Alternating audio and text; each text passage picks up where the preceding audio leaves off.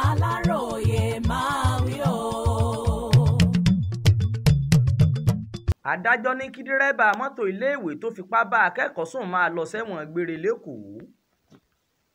Iwájú onídàájọ́ Ramon Oshodi tilé-ẹjọ́ àkànṣe kan tó ń rí sí lílu ọmọdé nílòkulò àti fífipá bá àwọn obìnrin sùn láàrin ìlú Special Offence Court tó wà nílùú Ìkẹjà ìpínlẹ̀ Èkó ni wọ́n fojú ọ̀gbẹ́ni Michael Motowe tí í ṣe dẹ́rẹ́bà mọ́tò iléèwé alákọ̀ọ́bẹ̀rẹ̀ kan nílùú Èkó bá.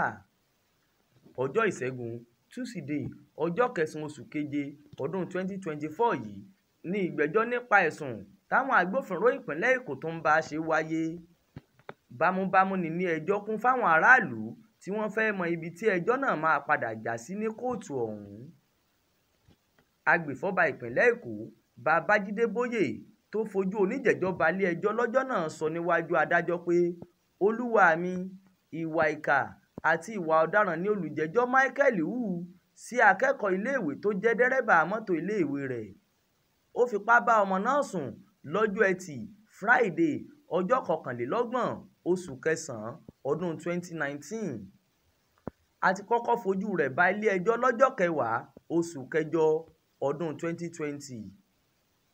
Lọ́jọ́ tó hùwà láabi ọ̀hún sọ́mọ ọdún mẹ́ta náà ṣe ló kọ́kọ́ fi ìka àárín rẹ̀ rìn nídìí kó tó ki nǹkan ọmọkùnrin rẹ̀ sí i lára.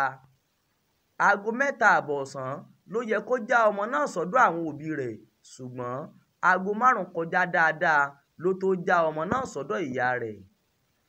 Ìyá ọmọ náà lọ sílé ìwòsàn ìjọba Èkó Lagos State University Teaching Hospital LASUTH tó wà lágbègbè wọn. Wọ́n sì ṣàyẹ̀wò sọ́mọ náà lára nílé ìwòsàn yìí. Dókítà Oyèdèjì tí í ṣe òṣìṣẹ́ ilé ìwòsàn ọ̀hún fìdí rẹ̀ múlẹ̀ pé lóòótọ́ ni wọ́n fipá bá ọmọ náà sùn. Ohun tó jẹ́ kọ́rọ̀ náà dùn àwọn òbí ọmọ ọdún mẹ́ta náà ni pé ó ti fi nǹkan ọmọkùnrin rẹ̀ ba ojú ara ọmọ náà jẹ́ tó fi jẹ́ pé láàrin ìṣẹ́jú 15 sí 20 ìṣẹ́jú ni ìtọ̀ máa ń jáde lójú abẹ́ ọmọ náà. Léyìí táwọn dókítà ní àwọn kò tíì rí irú rẹ̀ rí, wọ́n ló ṣàjòjì sáwọn. Agbèfọ́ba pe ẹlẹ́rìí 4 síta, gbogbo wọn pátá ni wọ́n sọ̀rọ̀ tako olùjẹ́jọ́. Nínú ọ̀rọ̀ tiẹ̀, olùjẹ́jọ́ ní òun kò jẹ̀bi àwọn ẹ̀sùn tí wọ́n fi kan òun rárá o. Ó ní olúwa mi, nǹkan tí mo lè sọ ni pé àlè mi ni ìyá ọmọ tí wọ́n sọ pé mo fipá bá sùn yìí. Abilékọ náà ló kọ́kọ́ nawọ́ ìfẹ́ sí mi. Ọ̀pọ̀ ìgbà ni mo sì máa ń lọ sí ṣọ́ọ̀bù rẹ̀ tó wà lágbègbè Àgọ́ Palace Way nílùú Ọ̀kọ́tà ìpínlẹ̀ Èkó. Bí mo bá dé, á ṣe mí lálejò dáadáa. Lẹ́yìn náà la máa bára wa lájọṣepọ̀.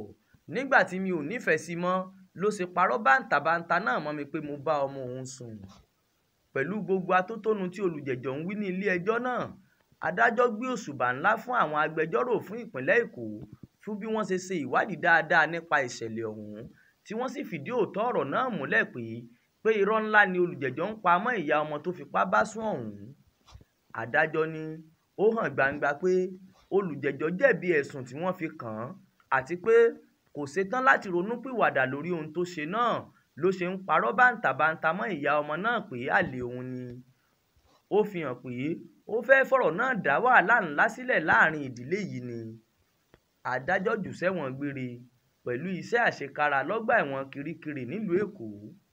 Ó ní á jẹ́ ẹ̀kọ́ ńlá fáwọn aráàlú tí wọ́n bá tún ní lọ́kàn láti wu irú ìwà pálapàla bẹ́ẹ̀. Adéwálé Adéoyè ló ṣàkójọpọ̀ ìròyìn fún iléeṣẹ́ tẹlifíṣàn Aláròyé online. Ismail Adéẹ̀yọ̀ ló kà á sétígbọ̀ọ́ yín.